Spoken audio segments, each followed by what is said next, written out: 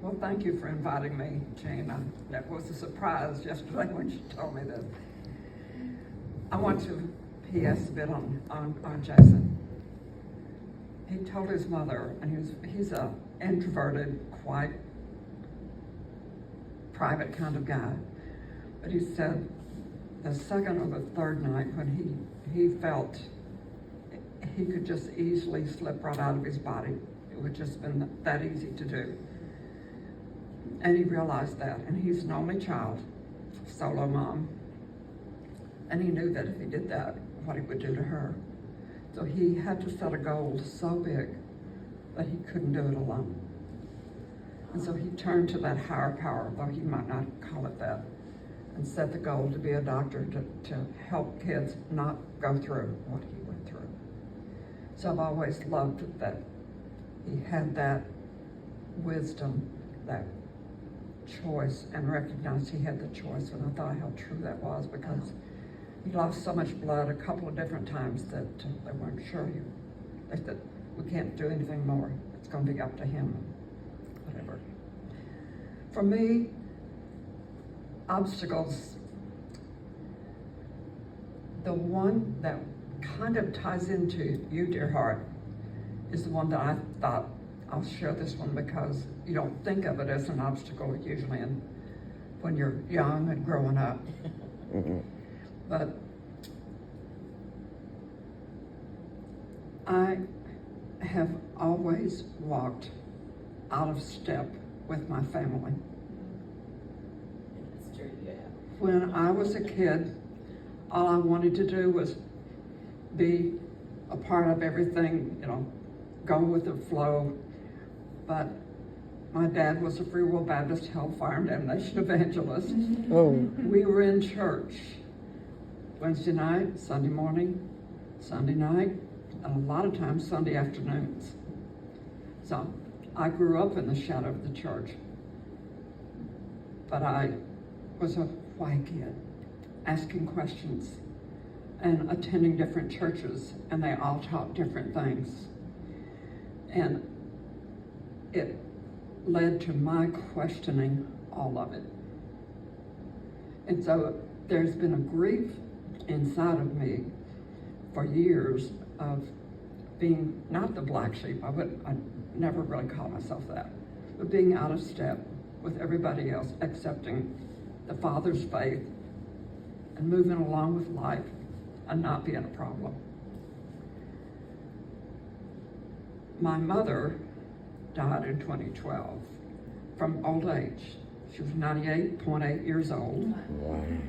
And she lived with me. I kept her for about 5 years.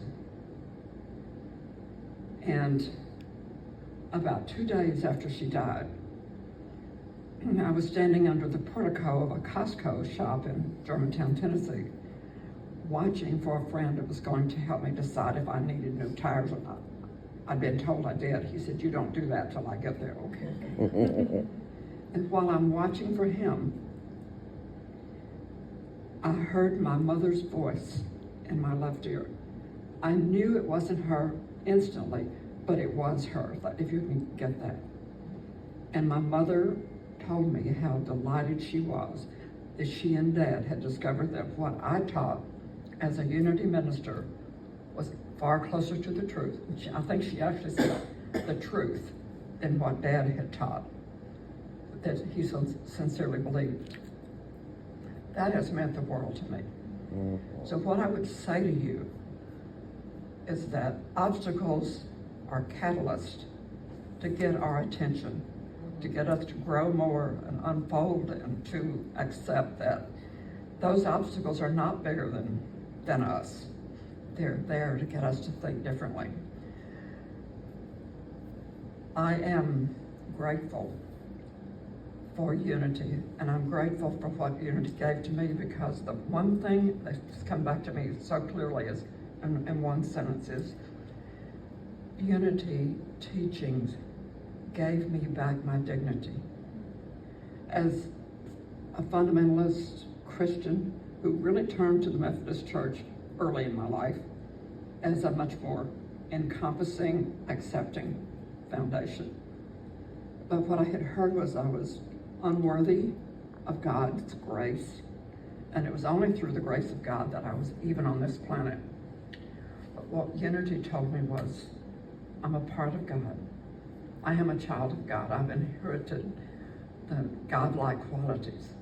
And so I continue to teach that and to work with people with that whole idea. Excuse me. Obstacles, and I have yet to hear any person I talk to in any depth with this say that they didn't become better as a result of whatever they had gone through. So this morning I had a quick text conversation with James Buchanan, and all of you know him. And I said, isn't it interesting how the noise in my head is getting in my way today? And he laughed and he said, of course, because that is true for any minister that I know of. Is on Sunday morning, you're constantly preparing, you're working, you're refining, you're developing, because the last thing we want to do is bore you. Yeah. And by the way, you scratch a minister and they lead a sermon, so you have to stop me. But it was so interesting because truly the obstacle that stops most of us is the noise in the head.